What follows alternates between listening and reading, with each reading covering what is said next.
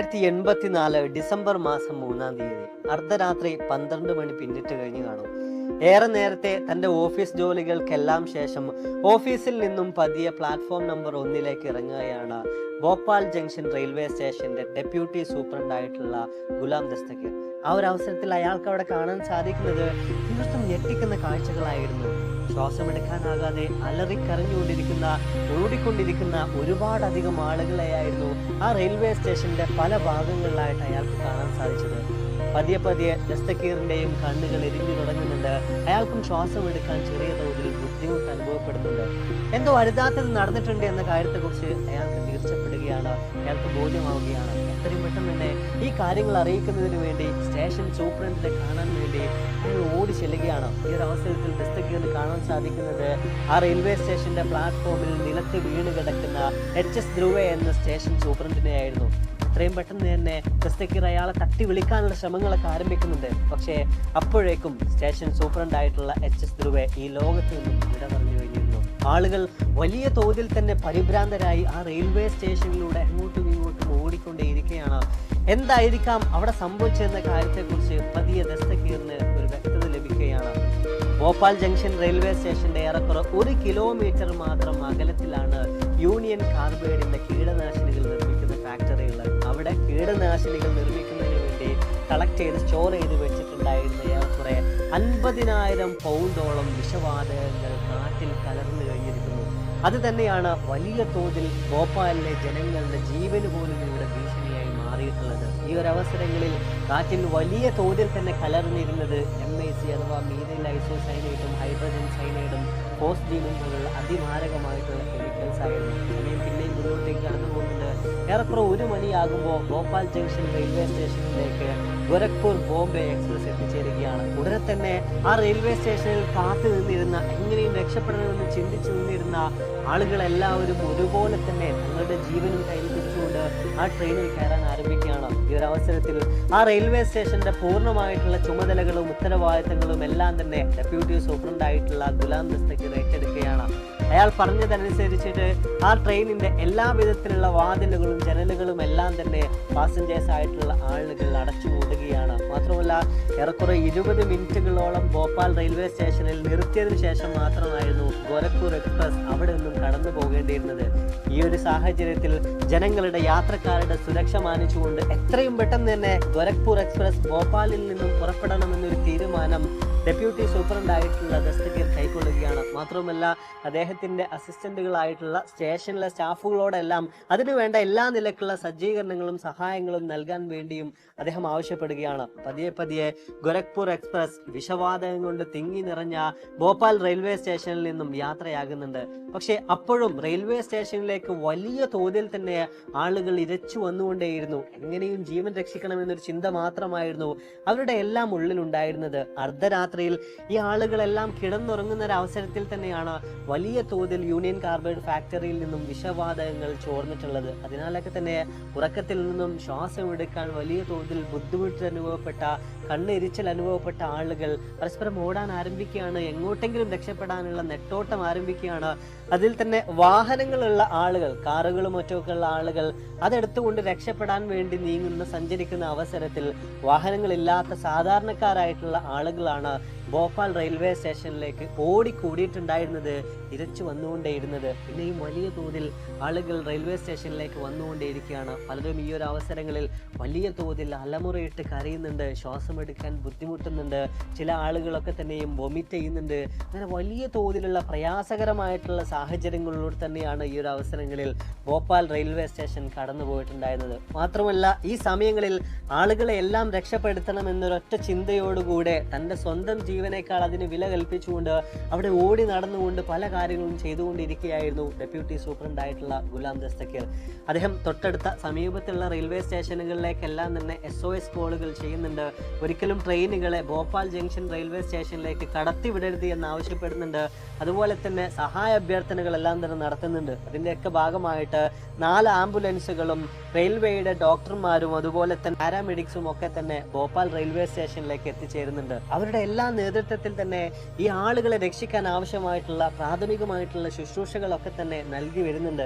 പക്ഷെ ഇവിടെയും നമ്മൾ പരിശോധിച്ച് നോക്കുമ്പോൾ റെയിൽവേ സ്റ്റേഷനിൽ എത്തിയിട്ടുള്ള ഡോക്ടർമാരാണെങ്കിലും ഭോപ്പാലിലെ ഹാമിദിയ ഹോസ്പിറ്റലിലെ ഡോക്ടർമാരാണെങ്കിലും ഒക്കെ തന്നെ ഇത്തരം ഒരു രോഗലക്ഷണങ്ങളെല്ലാം ആദ്യമായിട്ടായിരുന്നു ആളുകളിൽ കാണുന്നത്. അതിനാലൊക്കെ തന്നെ ആളുകൾക്ക് എന്താണ് സംഭവിച്ചിട്ടുള്ളത്, എന്ത് കാര്യം കൊണ്ടാണ് ആളുകളിൽ വലിയ തോതിൽ ശ്വാസമെടുക്കാനുള്ള ബുദ്ധിമുട്ടുകൾ അനുഭവപ്പെടുന്നത്, അവരുടെ എല്ലാം കണ്ണുകൾ എരിഞ്ഞുകൊണ്ടിരിക്കുന്നു എന്ന കാര്യത്തെക്കുറിച്ച് ഒന്നും തന്നെ അവർക്ക് യാതൊരുവിധ ധാരണകളും ഉണ്ടായിരുന്നില്ല. മാത്രമല്ല ഹാമിദിയ ഹോസ്പിറ്റലിന്റെ കാര്യം തന്നെ പരിശോധിക്കുകയാണെങ്കിൽ ഏറെക്കുറെ 1200ഓളം വരുന്ന ബെഡുകളായിരുന്നു അവിടെ ഉണ്ടായിരുന്നത്. അത്രത്തോളമാണ് അവരുടെ കപ്പാസിറ്റി എന്ന് പറയുന്നത്.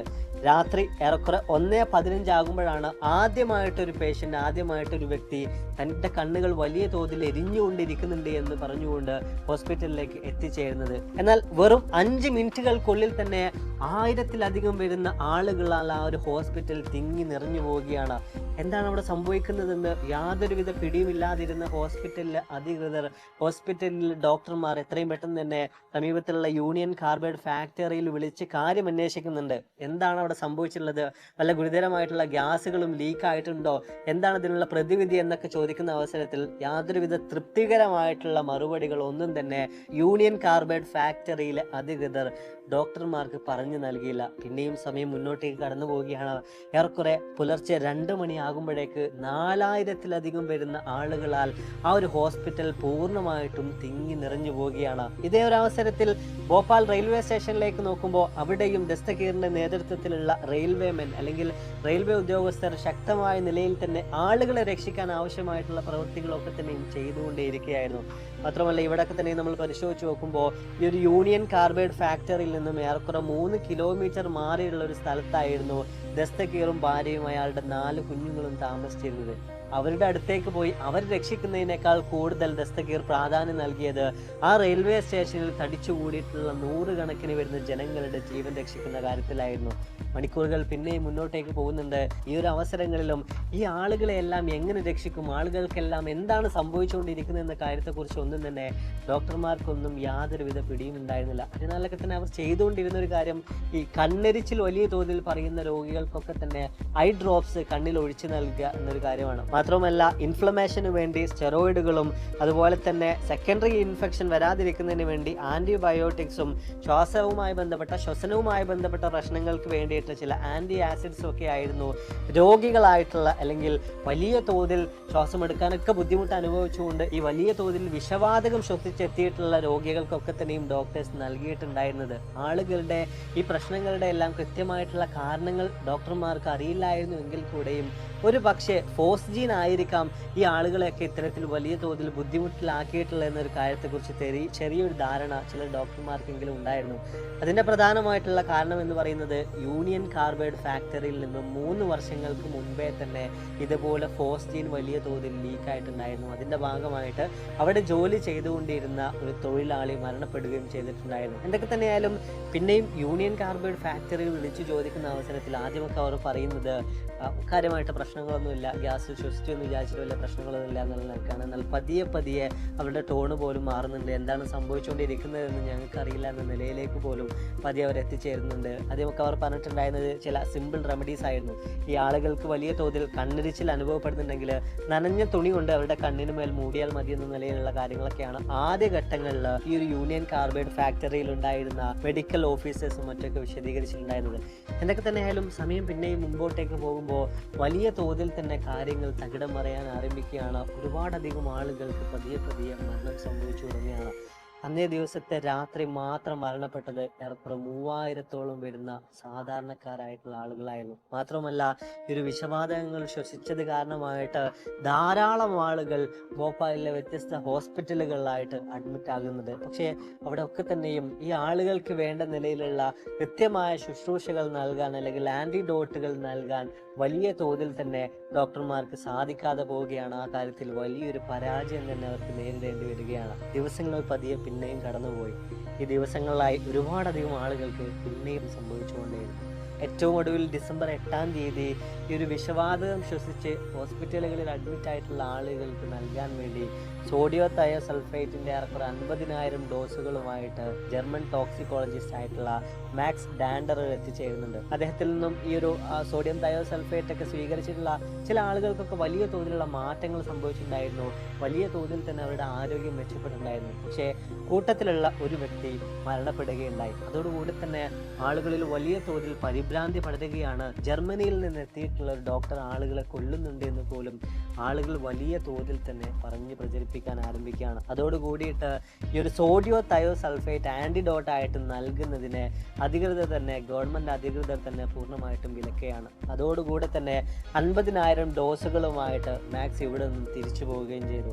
പിന്നെയും ദിവസങ്ങൾക്ക് ശേഷം മരണപ്പെട്ട ആളുകളുടെ മൃതദേഹങ്ങൾ പരിശോധിക്കുമ്പോൾ അവയിൽ സൈനൈഡിൻ്റെ സാന്നിധ്യം തിരിച്ചറിയുമ്പോൾ മാത്രമാണ് ഈ ഒരു സോഡിയം തയോസൾഫേറ്റ് ഉപയോഗിച്ചുകൊണ്ട് ഈ ആളുകളൊക്കെ തന്നെ രക്ഷിക്കാൻ സാധിക്കുമായിരുന്നു എന്ന കാര്യത്തെക്കുറിച്ച് തിരിച്ചറിയുന്നത്. എന്തൊക്കെ തന്നെയായാലും ലോകം കണ്ട ഏറ്റവും വലിയ ഇൻഡസ്ട്രിയൽ ഡിസാസ്റ്റർ തന്നെയായിരുന്നു 1984 ഡിസംബർ മാസം 3-ാം തീയതി, അതും അർദ്ധരാത്രിയിൽ സംഭവിച്ചിട്ടുണ്ടായിരുന്നത്. അതിൻ്റെ ഭാഗമായിട്ട് പിന്നെയും പല കാലങ്ങളിലായി പല ദിനങ്ങളിലായി ഒരുപാടധികം ആളുകൾ മരണപ്പെട്ടുകൊണ്ടേയിരുന്നു. ഇന്നും നമ്മൾ അതിൻ്റെ കണക്കുകളെടുത്ത് പരിശോധിച്ച് നോക്കുമ്പോൾ ഏറെക്കുറെ 16,000-ത്തിലധികം വരുന്ന ആളുകൾക്ക് അന്നത്തെ ഒരൊറ്റ ദിവസത്തെ വിഷവാതക ദുരന്തം കാരണമായിട്ട് മരണം സംഭവിച്ചിട്ടുണ്ടായിരുന്നു എന്ന കണക്കുകളാണ് നമുക്ക് മനസ്സിലാക്കാൻ സാധിക്കുന്നത്.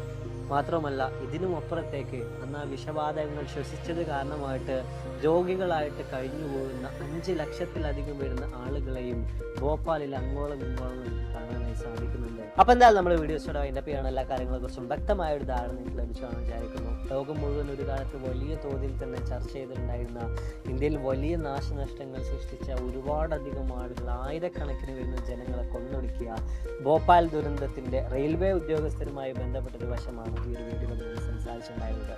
ഇതിനെല്ലാം ആസ്പദമാക്കി തന്നെയാണ് നെറ്റ്ഫ്ലിക്സിൽ ഈ അടുത്തായിട്ട് ദ റെയിൽവേ മെൻ എന്ന് പറഞ്ഞ സീരീസ് പോലും പുറത്തിറങ്ങിയിട്ടുണ്ടായിരുന്നത്. കൃത്യമായ നിലയിലുള്ള റെയിൽവേ ഉദ്യോഗസ്ഥരുടെ അന്നത്തെ ഇടപെടലുകൾ കാരണം ഒരുപാടധികം സാധാരണക്കാർക്ക് ജീവൻ രക്ഷപ്പെടുകയുണ്ടായി. മാത്രവുമല്ല ആ കൂട്ടത്തിൽ നമ്മൾ എടുത്തു പറയേണ്ട 2 വ്യക്തികളാണ് HS ധ്രുവ എന്ന് പറയുന്ന റെയിൽവേ സൂപ്രണ്ടും അതേപോലെ തന്നെ ഡെപ്യൂട്ടി സൂപ്രണ്ടായിട്ടുള്ള ഗുലാം ദസ്തഗീറും. ആദ്യം ഭോപ്പാൽ റെയിൽവേ സ്റ്റേഷനിലേക്ക് കടന്നു വരികയായിരുന്ന ഒരു സൂപ്പർ ഫാസ്റ്റ് എക്സ്പ്രസിനെ ഒരിക്കലും അവിടെ നിർത്തരുത് എന്ന് പറഞ്ഞുകൊണ്ട് അതിനുവേണ്ടിയുള്ള നടപടികൾ സ്വീകരിച്ചുകൊണ്ടിരിക്കെ വിഷവാതകങ്ങൾ ശ്വസിച്ചുകൊണ്ടായിരുന്നു റെയിൽവേ സൂപ്രണ്ടായിട്ടുള്ള HS ധ്രുവ മരണപ്പെട്ടിട്ടുണ്ടായിരുന്നത്, പ്ലാറ്റ്ഫോമിൽ വീണ് മരിച്ചിട്ടുണ്ടായിരുന്നത്. മാത്രമല്ല അതിനുശേഷം ആ റെയിൽവേ സ്റ്റേഷന്റെ പൂർണ്ണമായിട്ടുള്ള ചുമതലകൾ ഏറ്റെടുത്ത് കാര്യങ്ങളെല്ലാം നിർവഹിച്ചിട്ടുണ്ടായിരുന്ന ഡെപ്യൂട്ടി സൂപ്രണ്ടായിട്ടുള്ള ഗുലാം ദസ്തഗീറും കാര്യങ്ങൾ മനോഹരമായ നിലയിൽ തന്നെ കൈകാര്യം ചെയ്തിട്ടുണ്ടായിരുന്നു. എന്തൊക്കെ തന്നെയായാലും പിന്നെയും അദ്ദേഹം ജീവിച്ചിട്ടുണ്ടായിരുന്നു. പക്ഷേ അദ്ദേഹത്തിൻ്റെയും അവസാന കാലഘട്ടങ്ങൾ ഏറെക്കുറെ 12 വർഷങ്ങളോളം അദ്ദേഹം ഹോസ്പിറ്റലുകളിൽ തന്നെയാണ് കഴിച്ചുകൂട്ടിയിട്ടുണ്ടായിരുന്നത്. ഏറ്റവും ഒടുവിൽ 2003-ലാണ് അദ്ദേഹം ഈ ലോകത്ത് നിന്ന് പറയുന്നത്. വീഡിയോ കുറിച്ചുള്ള നിങ്ങളുടെ അഭിപ്രായങ്ങൾ തീർച്ചയായും താഴ്ന്ന രേഖപ്പെടുത്താൻ. അപ്പോൾ ഇതിൽ നല്ല ഒരുപാട് വീഡിയോസുകളുമായി കണ്ടുമുട്ടാം.